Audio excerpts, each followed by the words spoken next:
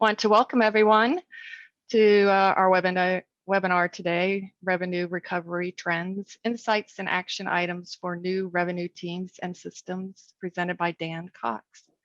I'm Barbara Semeraro, your Chapter Relations Coordinator, along with Brian Wood, HFTP Chief Learning and Events Officer. We're hosting today's webinar. Now, before we begin the official presentation, I have a few housekeeping items.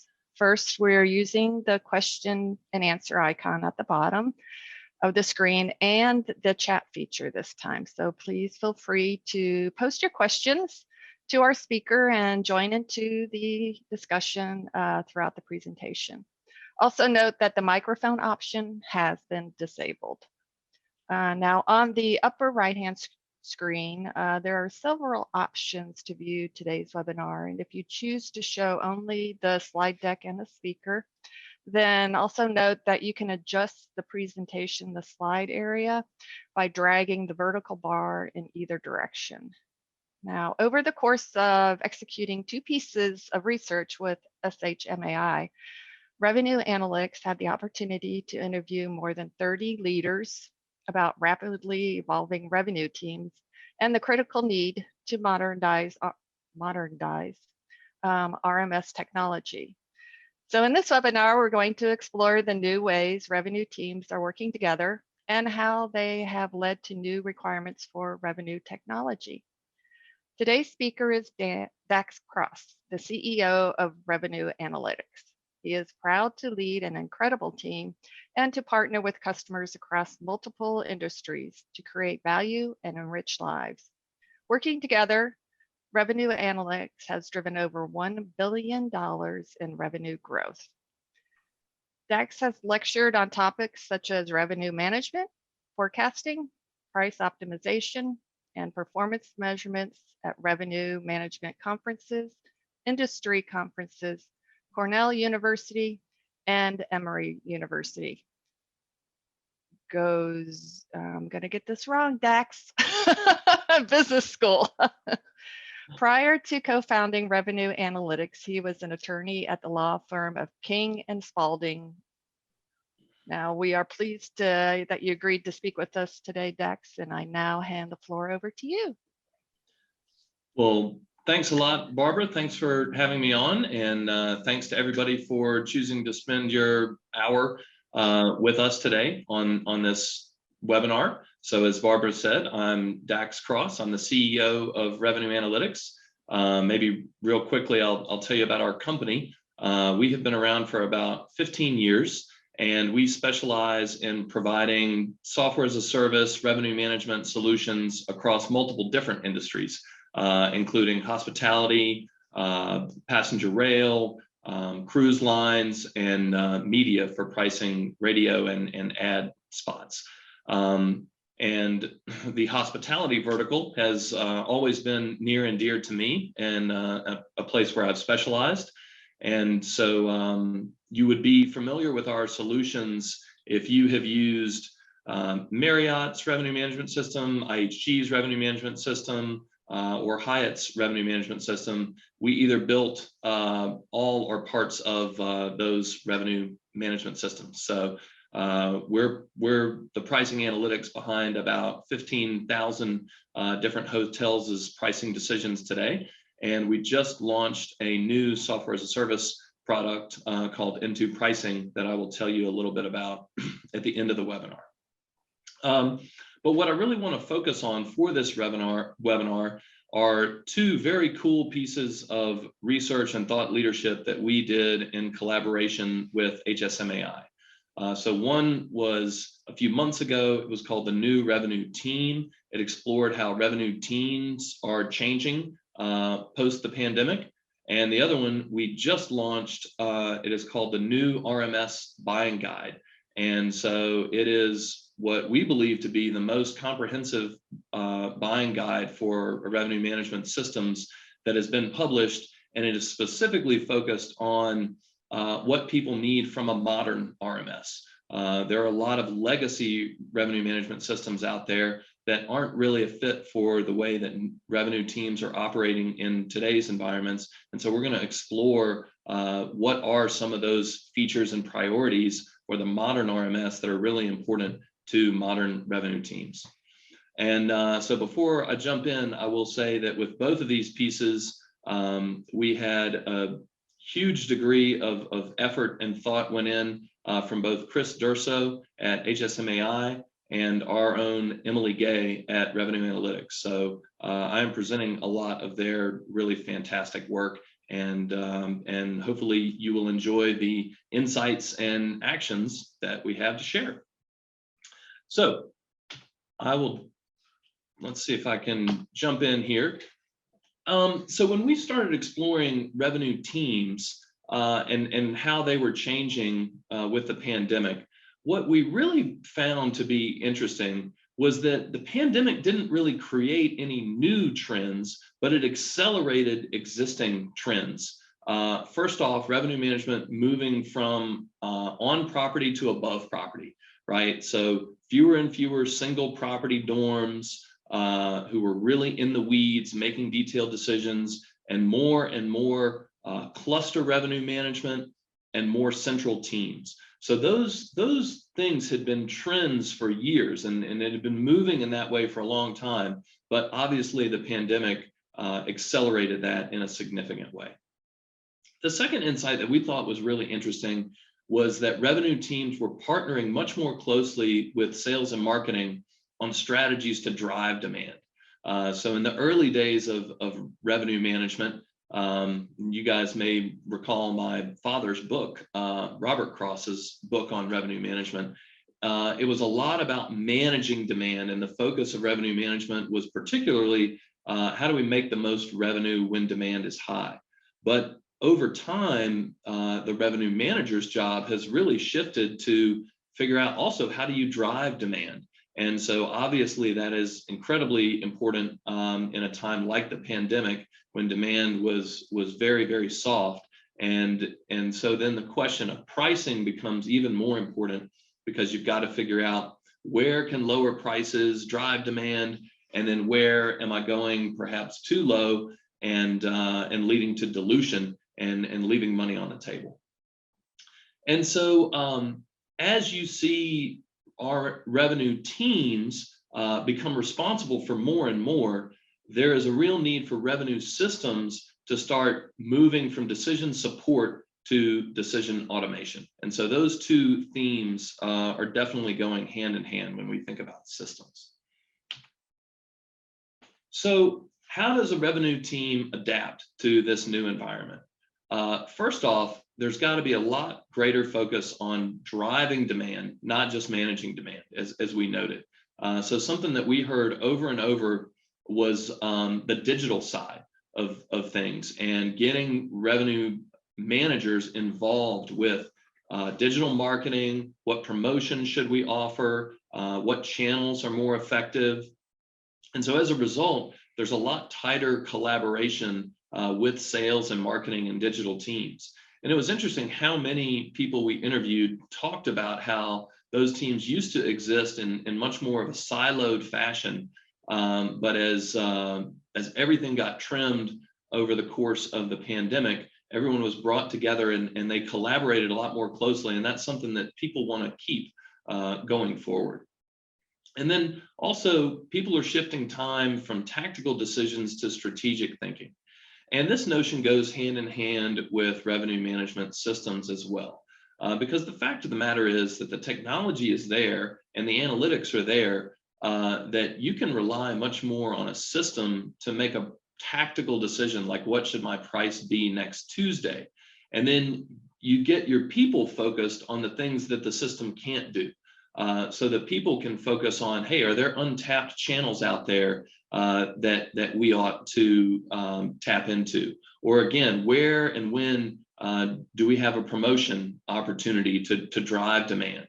Or even we had some people say that revenue management was getting more involved in areas like asset management and finance, and then understanding how all of these things come together for a hotel strategy. So again, AI has come a long way. AI can really help with tactical decisions, but you still need that human approach for those bigger picture strategic decisions. That's where the person can really add the most value.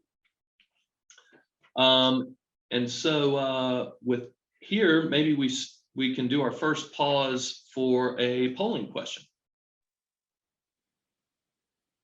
Hello, everyone. Okay, I'm going to go ahead and launch the poll. And the question is, what skill sets are most important to you when hiring your revenue team? It is a multiple choice answer: analysis, communication, strategic thinking, and leadership potential. Looks like we're having a flurry of activity right now. I'm just going to kind of wait until it settles down a bit. But currently, strategic thinking is up there. So people are still participating. And I'll go ahead and end the poll now. And we will share the results, which should be on your screen now. Very interesting results. I really like the notion of strategic thinking. Analysis is obviously important, and communication becomes very important as well. But I think that strategic thinking is consistent with where revenue teams are going, and also helps you show that you're looking for upside in your hiring, which for me as a CEO is always an important factor in hiring decisions. So let's talk a little bit about revenue systems. Let's see if I can get this to advance. So when we interviewed people about what is required of a modern RMS, we heard some interesting insights. We heard that RMSs weren't perfect before, but that COVID-19 had really made problems that people had with RMSs worse. And some of that had to do with forecasts. So people who maybe were concerned about the accuracy, didn't trust the accuracy of their RMS's forecast, saw real problems with COVID-19, which, obviously that's going to impact historical data. It's going to, it was a tough environment to forecast accurately in. And also, I think revenue professionals were really required to do more with less. We heard that phrase over and over during the course of the pandemic, and we're probably still hearing it now, even as we start restaffing. And RMS platforms really they're a little cumbersome. We had this great quote of RMSs have a lot to learn from the Apples of the world. And so that's something that we heard a lot. And I think there's a huge opportunity for the modern RMS to be a lot more simple and intuitive. It doesn't have to be this big, cumbersome, heavy system that many RMSs are today.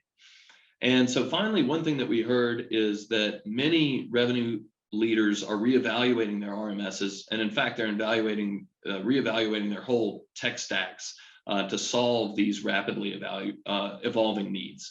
And so, I think when you talk to leaders in hospitality today, the number one priority is obviously just staffing up, taking advantage of the demand returning. But people are rethinking how should our organization look in the future? How should our teams look in the future? And they're rethinking their tech stacks as well. And I think we all know that hospitality as an industry hasn't always had the best focus on technology. And I predict that is really going to change starting this year, and particularly as we move into 2022. People are really going to think about how can we use technology to solve our problems, to operate more efficiently, and drive profitability for our hotels.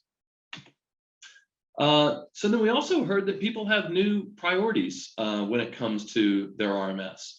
Number one was affordability. It's funny to me because the ROI on a quality revenue management system is really strong. So it's a high value system, but they are traditionally relatively expensive, and budgets are tight. We heard that over and over, and I think they're going to continue to be tight as people try to claw back lost profits from the pandemic And so cost effectiveness is a really top priority. The second thing we heard was that there's a need for more resilient forecasting. So we heard a lot that forecasts were broken in the pandemic, that perhaps they were not trusted before, and that RMSs need to be a lot more dynamic than they have been in the past. So dynamic in terms of having a model that can keep pace with changing demand, having models that can be tuned to focus much more heavily on recent trends, and really probably having, at least when it comes to COVID-19 and the historical data now as we come out of it, having a team behind them that can help handle that data in a way that will promote accurate forecasting going forward. And then finally, the big thing that we heard that is largely absent from most revenue management systems today is multi-property management and having actual native multi-property workflow, understanding that, hey, these days, it's much more likely that one person is managing multiple properties than a single property. So how do we give them a fast and efficient workflow to quickly identify revenue opportunities across their portfolio and make the changes that they need to make to drive revenue and to drive profitability? So some other priorities, GM orientation. So, revenue management systems often focus on educating the user, putting a lot of data at the revenue manager's fingertips. But in many, many cases, the ultimate decision maker isn't the revenue manager, it's the GM. And this happens particularly in the franchised world, in the world of mid-scale hotels or maybe boutique or lifestyle hotels. And so what you really need is a way to give a GM kind of at a glance metrics to help them understand the recommendations that are coming out of the RMS and from the revenue manager and give them the confidence to make a quick decision. The second thing that we heard is a focus on profit optimization. And like we said with the revenue teams, this has been a trend that's been happening for some time, the shift from a focus on revenue to a focus on profit. But that has become even more important now. And so you should ask the question, is the RMS, is it optimizing profit at the end of the day? How is it going to handle the increases in staffing costs that I'm experiencing? The modern RMS should be able to do that. And that will help you to systematically adapt to the inflation that's coming pretty shortly in a much, much better fashion than trying to do that manually.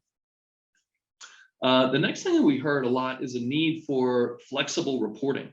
So particularly on the enterprise end, or for hotel groups that manage a number of groups of hotels, they have separate BI and data platforms. And so how can the RMS feed into those data platforms? So for example, to provide forecasts of rooms, ADR, occupancy that can then be combined with data from other sources within that hotel group to provide a lot of insights and to help that strategic thinking, that we talked about with revenue managers needing to think more strategically. A lot of that is about combining these data from disparate sources and giving that revenue manager the freedom to look into strategic opportunities. And then finally, we've touched on this before, but user experience. It just shouldn't be that complicated. If it requires a big training, then it's just not intuitive. And one question that we've asked ourselves was, what other software requires me to have a multi-day training to be able to use it? That really shouldn't be the case in the modern era. And we've got this great quote here about not telling a decision maker to go through 80 hours of training, because it's just simply not going to happen right now. So that's going to be big for the modern revenue management system. So then we also asked people about myths about RMSs, and always like a chance to do some myth busting.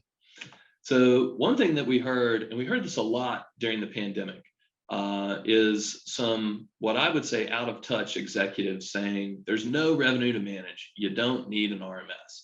Now, those of you who have been around for a long time, like I have, remember that we heard some same things coming out of the recession after in 2008. And it's just wrong, because while it is true that the classical old school yield management, which focuses on setting inventory controls for periods of high demand, that's true that there's not an opportunity in a low demand time to leverage that capability of an RMS. But pricing remains vitally important when demand is down, because of that crucial question of how low do you go? And at what point am I just diluting my revenue and then diluting my profits, which, as we've talked about, is also really important. So another one is one size fits all. There is really no one RMS that's the right fit for every hotel. And we'll get into this in a little bit with different RMS users and how they should look at and evaluate RMSs differently. Another one is, I think more and more people over the past few years have somewhat assumed that, okay, all forecasting algorithms are equal, or I don't need to get into how the forecast works. But the reality is that they're actually quite different across all the different revenue management systems, and they yield different results. And I think that any of you who have made a career out of revenue management fundamentally believe that a better forecast will make you more money.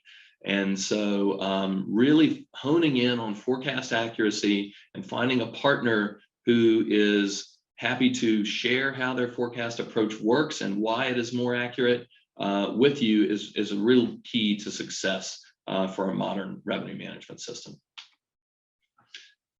Now, on the other side of the equation, you've got some people that say, oh, you don't need a human if you have an RMS. Now, this is not something that we agree with either.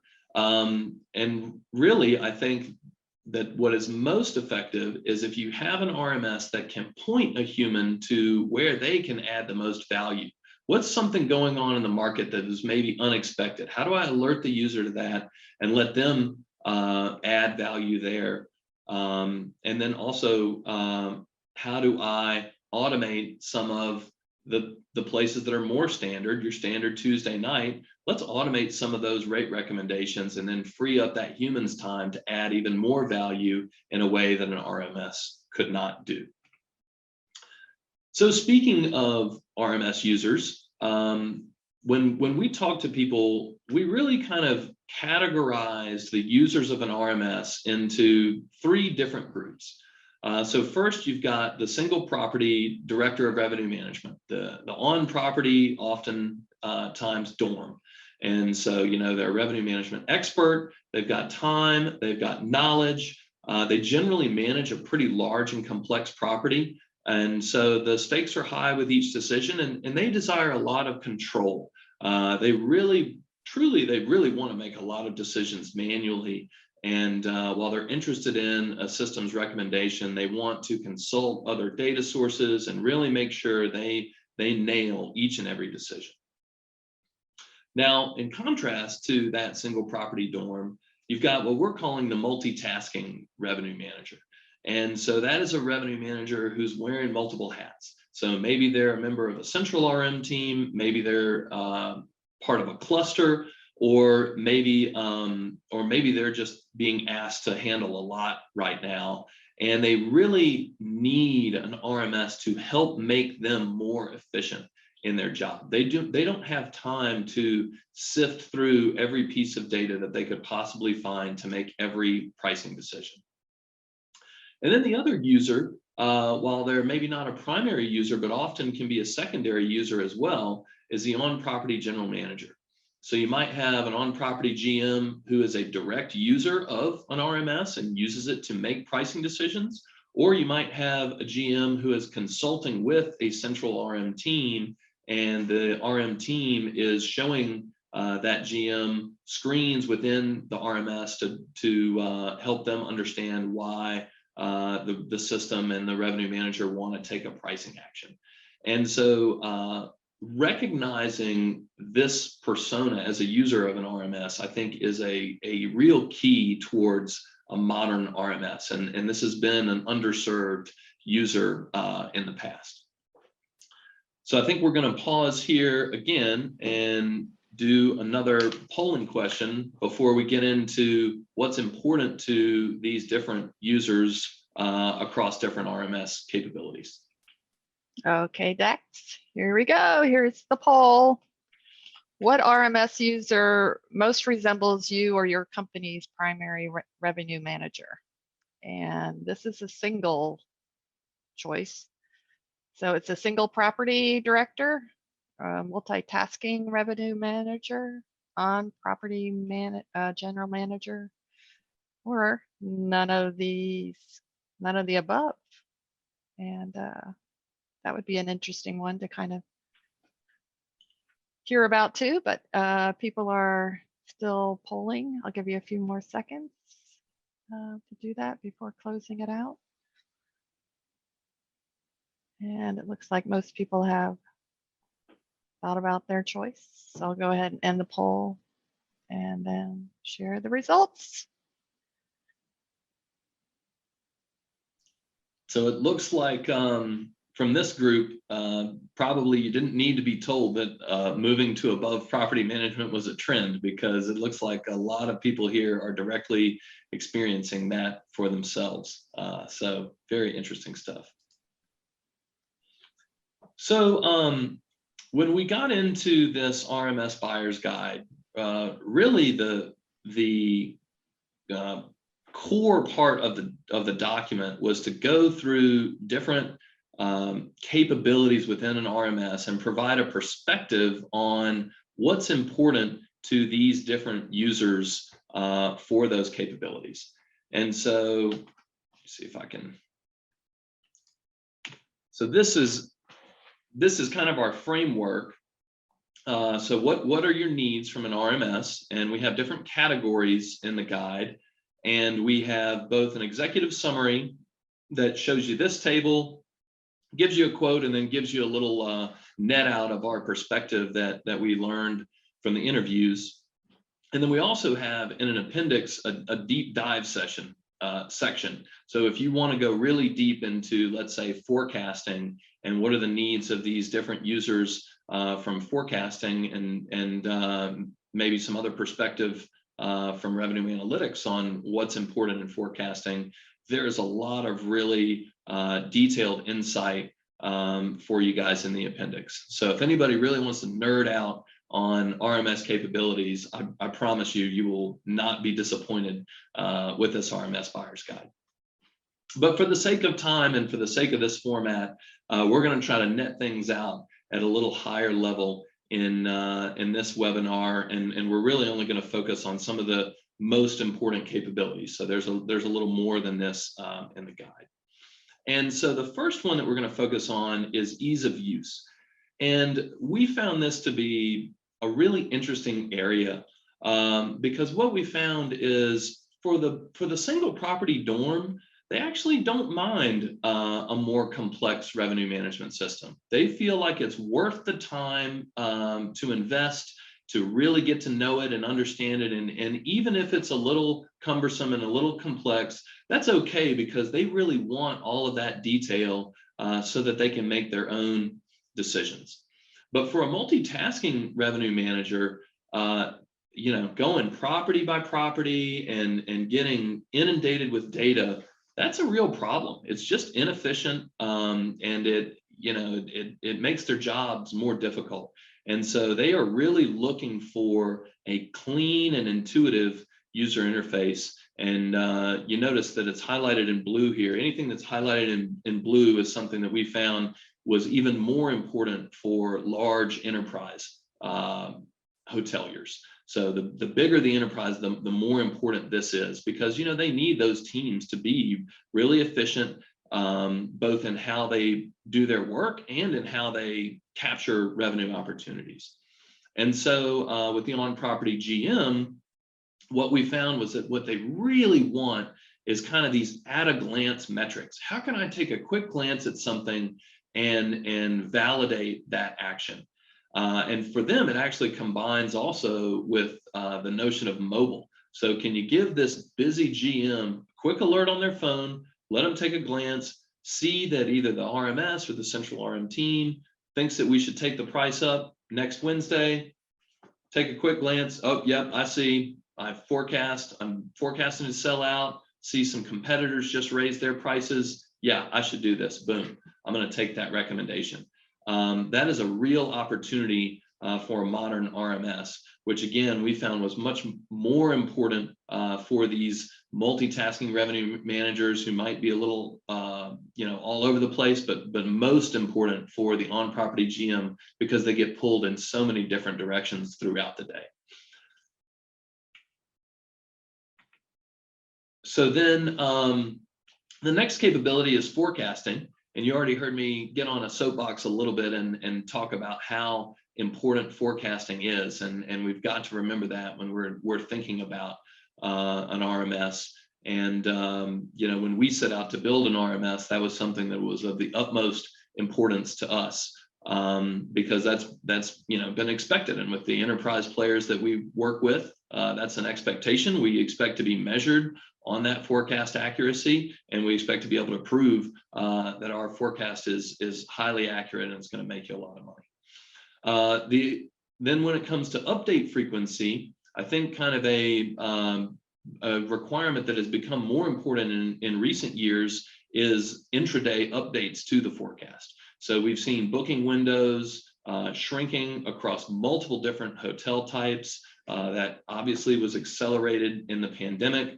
And so that means that the ability to have your system of record, be it the PMS or the CMS, PMS or the CRS, send bookings to the RMS on an ongoing basis throughout the day and have that RMS update the forecast intraday is highly important. And it really needs to be configurable when those intraday updates happen based on when you expect to see demand. Now, you may have heard some people talking about real time. Personally, I think that the real time thing is a little bit of a myth. I mean, if you've got a good forecast, didn't you expect those bookings to happen? And if your system is a strong, quality, stable system, should the price really change every time a single booking is made? I don't think so. But it should change throughout the day. If demand is different than the forecast should be able to adjust. You're going to have things like competitors changing their rates. If they change their rates, you want the system to reoptimize. And you want some kind of cadence where you've got a user interacting with the system and they don't just see things changing all the time on them, but they have a good expectation of when the system's going to update so that they can plan their workflow around that. The other thing that's really key in forecasting is how does the forecast respond to changes in pace? When bookings are pacing differently than expectations, how well does the forecast respond? And we have heard for many years that is one of the primary complaints about RMS forecasts is that they don't respond quickly enough when the booking pace differs from history and from expectations. And so the modern RMS really needs to be highly responsive to that, and users need to have confidence that it's going to quickly respond and keep their prices and inventory controls in alignment with that demand. Now, finally, special event management. So, we've been involved in building many revenue management systems that have special event mapping. It's always been a kind of a key capability of an RMS. But the other thing that we've seen is that capability is actually one of the most seldom used capabilities in an RMS. And that's just because it's manual and it's cumbersome. And so the modern RMS is going to have a lot better auto detection of special events so that we don't have to rely on someone doing that manually. And so I think those are things that you're going to see that are going to be different about modern revenue management systems vis-a-vis some of the legacy systems that were really built they were designed around the needs of that one property dorm. And again, they have time and they want control. So they may actually prefer manual mapping over auto detection. But for a lot of people out there, smart automation, auto detection of events is a great example of letting the system do the work, taking it off the user, free them up to think strategically. So pricing, again, it's interesting. 15 years ago, when we started revenue analytics, no revenue management system had pricing capabilities. It was all about forecasting and setting inventory controls, right? Availability controls, 2-night minimum length of stay. And it was actually our work with IHG back about 10, 12 years ago that where we brought the notion of an RMS optimizing prices into hospitality. And now that's pretty much considered a standard feature of any RMS, and actually it is the primary feature. So that is the decision that gets the most focus from a revenue management perspective. There's much more focus on getting your price right, and then the inventory control piece still has a lot of value. And you're probably leaving money on the table if you're not using inventory controls in your RMS, but it's something that can happen in the background, and you can get people focused on that pricing decision. So when you look at the different users, you see a similar theme in pricing, where the one property dorm is willing to sacrifice some automation in order to get control. So wanting really detailed data behind the rates, probably wants to look at pace versus a booking curve themselves, rather than just having that be an element of the forecast. Is really excited to dig into the problem of how should my room type differentials change based on how I'm seeing demand. How should I compress my discounts for certain rate plans when demand is high? Whereas on the multitasking revenue manager side, and even doubly so for the on-property GM, they're looking for a lot greater degree of automation there. And in particular, the notion of being able to kind of focus on setting a bar rate and then have the rest of the pricing structure update automatically based on that bar, and have things like the compression of discounts happen automatically, or high demand room types, having those room type differentials increase automatically. Those are key capabilities of a modern RMS that can really automate a lot of that manual work. And then, we talked a bit on the forecasting section about intraday, but that is also key from a pricing perspective, particularly in dynamic markets where the competitors are changing rates frequently. You need to pull those new rates into the RMS and re-optimize. And so those are kind of some of those key elements from a pricing perspective. So then moving back towards kind of the user experience, again, multi-property management is something that is becoming more and more critical. And what we have seen is that really the whole workflow of the RMS should be designed for multi-property management. That's the best way to make sure that you capture all of your revenue opportunities, and it's the best way to make sure that your team is working as efficiently as possible. And both of those things drive profit for owners. So those are really important things. And so you see capabilities like prioritizing the opportunities within a dashboard, having alerting features to show people where their time will be the best spent. So for example, surfacing demand spikes. Hey, there's something going on here. There are some heavy bookings that the system wouldn't have predicted. Let's get our human spending time there to take advantage of that opportunity, and let the system handle some of the other things. So I think we've got time for another poll question here. Yes, and I just launched the poll. So the poll question is, if you onboard a modern RMS, you can capture more revenue opportunity and drive efficiency. True or false? Looks like everybody's answering right now. I'll go ahead and give it a few more seconds. And I'll go ahead and end and share the results. Everyone said true. I like this group. Yeah, that's great. Sorry, give a leading question. I get that. I'll take that. But hey, I like the way this group is thinking. Uh-huh. Okay, so I'm going to try to. I am conscious of time here, so I want to make sure we have some time for questions.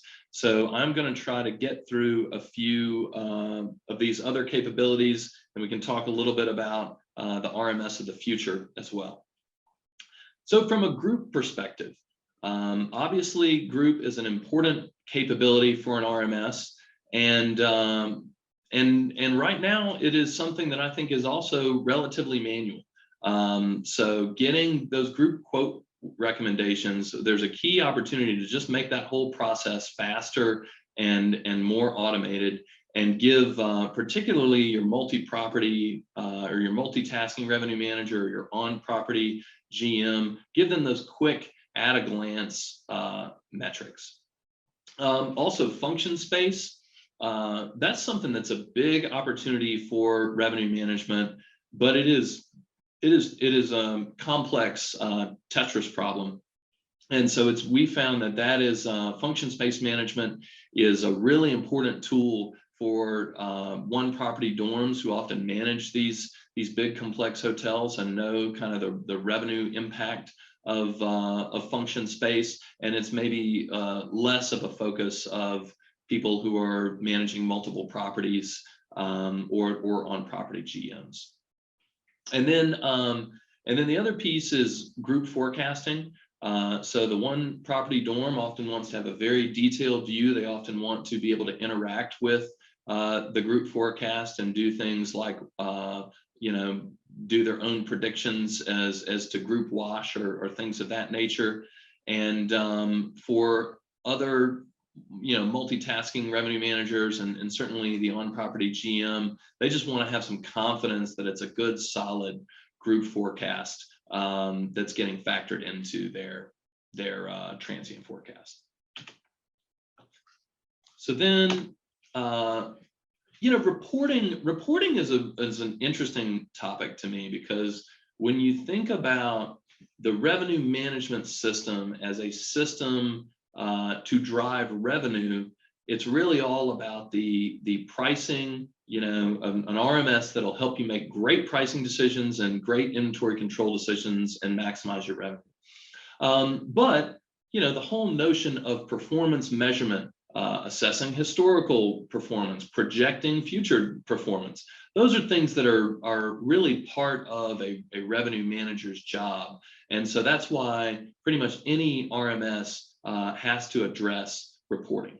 And just in the way that we see an opportunity for the modern RMS to become simpler and more intuitive on the decisions like pricing and inventory controls, there's also that same opportunity with reporting, because generally the people who consume reports are not revenue managers, right? You're talking about the whole team. You're talking about salespeople. You're talking about marketing. You're talking about GMs. And so I think there's a great opportunity to really just simplify reporting and making it a lot more accessible for those other members of the team.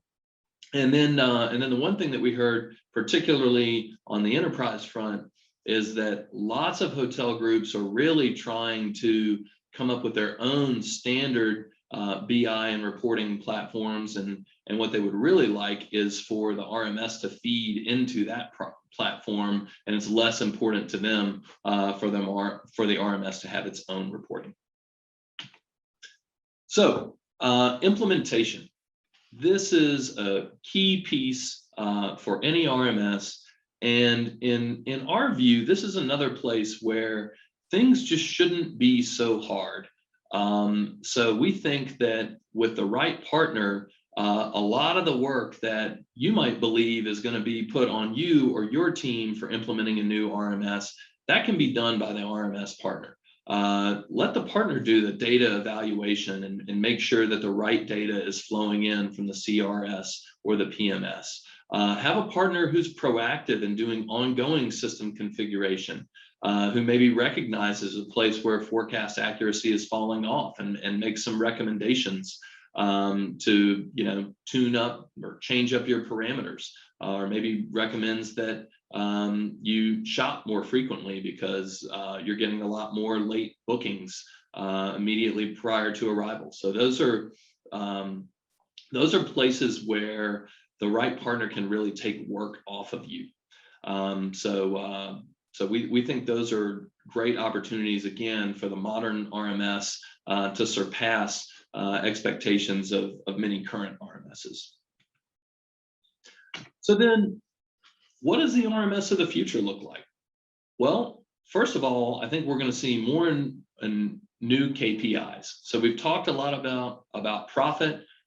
People have been talking about GOPAR for years and years. It still hasn't taken over as an industry standard metric, but we think it's going to become more and more important in the future.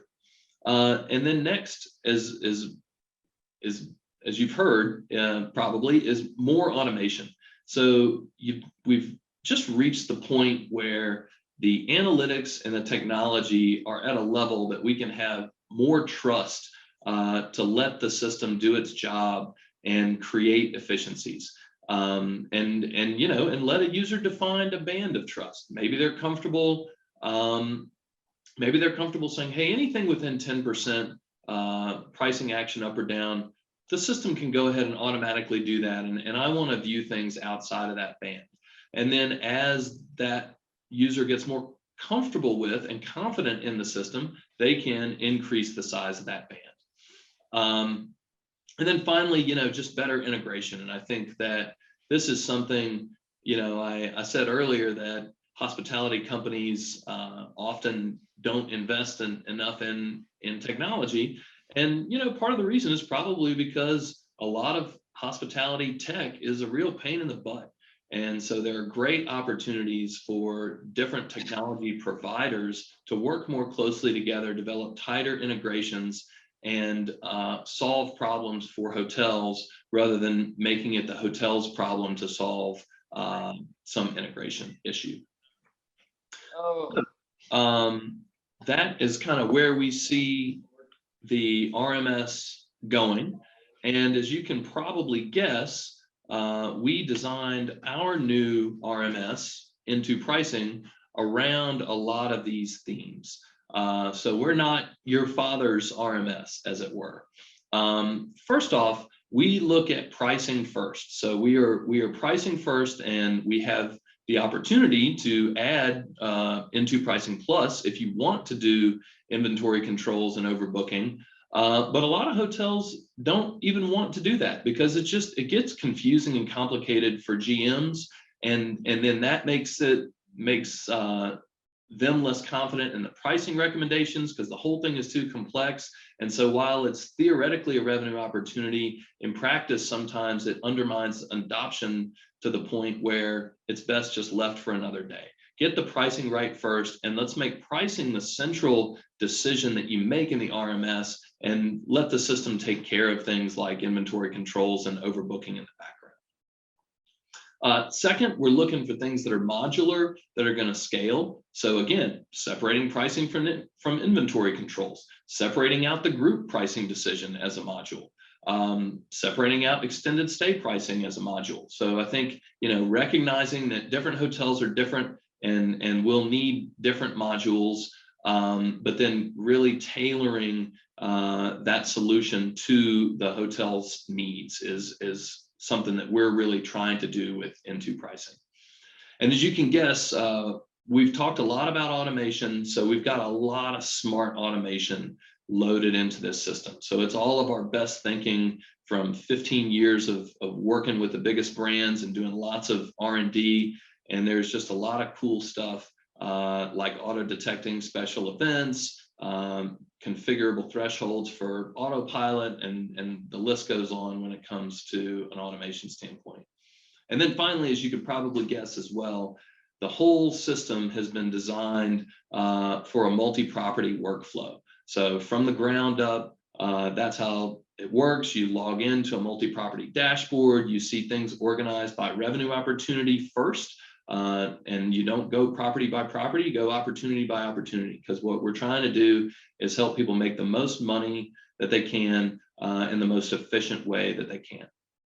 And then finally, I mentioned this earlier, optimizing the entire transient rate structure. So setting up really smart analytics that let differentials update dynamically to maximize the profitability and take advantage of those opportunities that come up when, say, one room type is going to sell out before another one. Let's take advantage of that stuff automatically rather than having a user have to do things manually. And let's also recognize that you can often be getting into some pretty small number games there. So let's use some smart rules that make a lot of sense and stay away from trying to optimize small numbers in a vacuum, which can lead to counterintuitive results that then undermine people's trust in the system. So that's a quick preview of N2 pricing. Hopefully that's helpful to you guys, and hopefully the buyer's guide will be very helpful to you as well into digging into all of these types of capabilities and at a much more detailed level. So I will pause there, and I think we can go into Q&A. Hi, Dex. Yes, we've had a few questions come in, and everyone, please feel free to use the question answer site. And perhaps now the chat feature is working, so if you can see the chat, go ahead and use that. But the first question is, the RMS really has to evolve in total revenue management aspects. One tool for multiple RM solutions, such as the F&B took a center stage in many markets as rooms took time to ramp up again. Unfortunately, the food and beverage RMS evolution has been a bit slow. So what are your thoughts on this, Dax? I think that is a great point, and that is, we are aligned with that vision for an RMS, but I would agree that it has been slow. There are challenges with integration and data. There are challenges with who owns some of those decisions and how does that vary by hotel. There are challenges with how ready are the people who make those decisions to have more data and analytics into those decisions. And so I think a lot of our perspective is, right now, let's get the room side right and add automation there and really nail that to free up the time of people to then focus on some of those other things. And so we would love to see things evolve over time to bring more of those decisions into the system.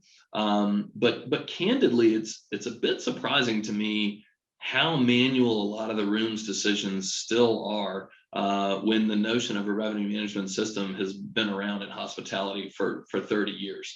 So, much like when Waze came out, and we probably didn't really trust Waze, and we're second guessing Waze. But ultimately, we figured out that, these algorithms are pretty good, and it's just a lot easier if I just trust Waze. And I really think we're going to get there on the rooms side of the house in hospitality, and in particularly with pricing decisions. And if we do that first, then that is a proof point that can open the door for all of these other decisions that we'd like to optimize as well. Kind of, I don't know if this is like following on, but what about integrating the RMS with the CRM so that you can look at the insights that are the results of evaluating total customer value or the total account value? Yeah, I think that is another thing that is a great future opportunity for revenue management systems. And you could see it in the themes when we heard about the new revenue teams and people focusing a lot more on digital marketing. What's the right offer? Hey, it's a big win, I think, that marketing knows we got to get revenue management involved when we talk about what's the right offer, who do we offer it to, what channels should we be reaching out to, and there's a great opportunity to bring in more of that customer data and start making those decisions within revenue management and ultimately within an RMS. You know, it's something that we've done actually in other industries, is to have the system provide guidance on, hey, when and where do we need a promotion, and what kind of promotion or offer would be most effective here. And you definitely need that CRM integration to realize that vision. And until then, probably the best that you can do is if you've got a BI platform, and then you put some of those things under that strategic decision making, that you let your revenue manager leave some of the tactical decisions to the system, and then do that analysis with the CRM data and the RMS data kind of side by side in a BI platform. Let's see, we're having quite a few questions regarding how COVID-19 impacted revenue management and kind of the roadmap for future developments. So where do you kind of see the shift happening in the day-to-day of the RMS with, is it going to be teams? Is it going to be distributed? I mean, what are your thoughts on kind of going with having a revenue manager, you know, be the VP of sales, or I don't know if I made any sense there, but people are kind of asking about, you know, as we recover, what place, you know, what are we going to be seeing internally with staffing structure? Yeah, I think that we are going to continue to see tighter integration between these functions of sales and marketing and revenue management. And I believe and hope that once people have experienced that tighter collaboration, that they will not want to go back to those silos, because all of those things play a role in revenue. And so I think that we'll see that then from a systems perspective, that means that some of those other stakeholders are now more likely to get a view into the system. And that means that the system needs to be intuitive and be able to show them key metrics that they can quickly understand and digest, so that the group can make a decision. And then I think the elephant in the room when it comes to COVID-19 and the pandemic is the impact on historical data. And so there, you know, certain, at least the approach that we have taken is, hey, there are certain periods for certain hotels where that data just needs to be thrown out and replaced. But that doesn't mean that all history is irrelevant forever. And so there are some pretty innovative ways to think through how can we replace some of that data from, let's say, if the hotel was closed or if it was running at 8% occupancy. We all know that that was pandemic driven. We all know, or at least hope, that that's highly unlikely to be repeated going forward. But there's some great ways to then still leverage history, tailor previous history to get a forecast that's going to make a lot of sense, and then tune those forecasts to be highly reliant on recent trends, which are a better predictor of demand than some of that history.